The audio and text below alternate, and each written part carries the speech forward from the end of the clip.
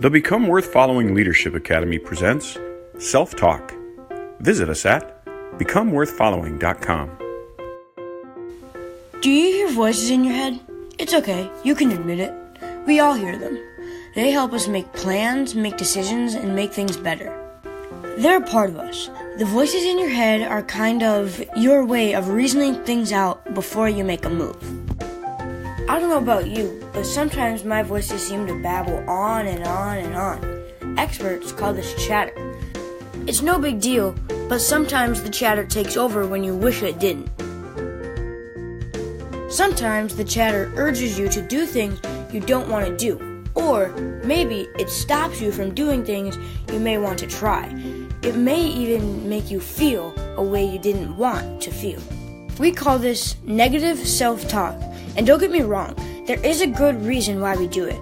It reminds us to pay attention, to take caution, to calculate our risk and take action when it is time.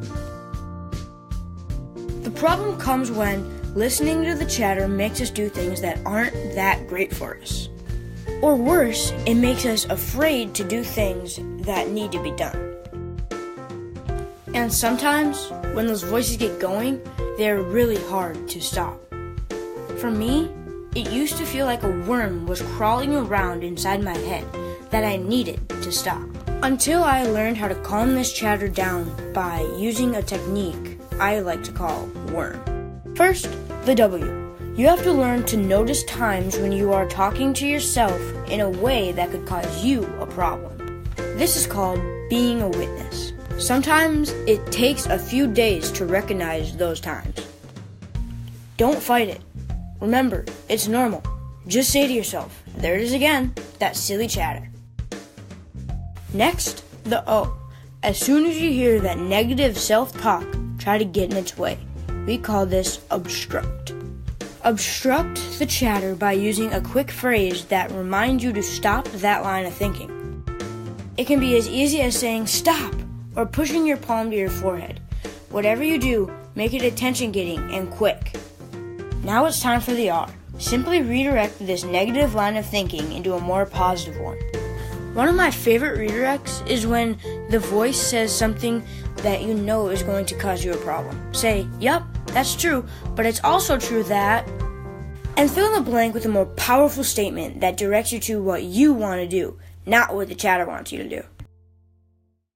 M stands for maintain. Now that you're on a new train of thought, keep that train rolling. Come up with a simple phrase that can speak louder than the chatter. The internet is full of inspirational quotes and memes and fun little ways to talk over your chatter. Or just come up with your own. Just maintain this new line of thinking. You might notice that you have a pattern of thinking. For example, you might be one of those people who wants to say something that is hard to say, but your chatter talks you out of it. It helps to recognize those patterns ahead of time and come up with the effective redirects and maintain phrases.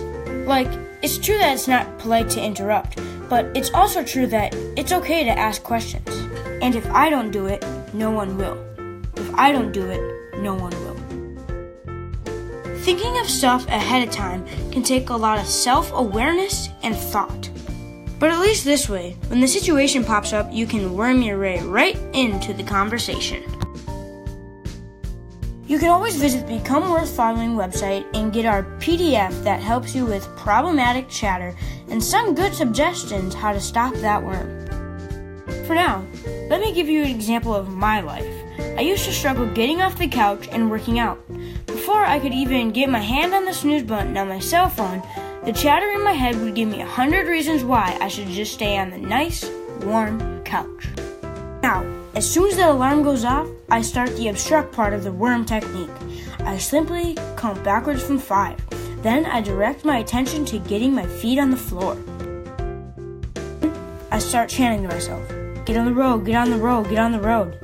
And before I know it, I'm at the gym. And the worm is quiet. Of course it helps that I have all my workout gear set up before I take a nap. I do that because I know one of my negative voices in my head wants me to stay on the couch. It would ask me, what are you going to wear? That excuse and all the others are taken care of before I lay down. The good news is, it only took me about a month before I've mastered that voice. All because I've learned to handle my self-talk and the negative chatter. I'm developing and I'm becoming better at mastering my self-talk. In the end, I know this will help me become more worth following.